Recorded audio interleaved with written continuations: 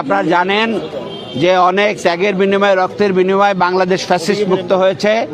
একটি নির্বাচনের পরিবেশ তৈরি করার জন্য এত ত্যাগের বিনিময়ে বাংলাদেশ, যেটা নতুন বাংলাদেশ গঠিত হবে, সেটা হবে ন্যায় ইনসাফ ভিত্তিক কল্যাণকর একটি বাংলাদেশ, যেখানে মানুষের মধ্যে সন্ত্রাস, চাঁদাবাজি, লুটপাট এগুলো থাকবে না।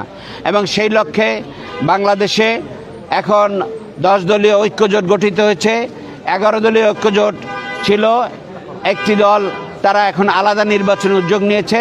কিন্তু আমাদের ভিতরে যেন আস্থা, বিশ্বাস, ভালোবাসা নিয়ে আমরা দেশ গঠনের ক্ষেত্রে নির্বাচনের মধ্য দিয়ে সঠিক নেতৃত্ব বাংলাদেশে নির্বাচিত করার জন্যে আমরা যেন অগ্রসর হতে পারি, সেই লক্ষ্যে বাংলাদেশ জামাত ইসলামীর আমিরে জামাতের নির্দেশে এবং দলীয় সিদ্ধান্তক্রমে আমরা ইসলামী আন্দোলনের পক্ষে এই সমর্থন প্রত্যাহার করেছি।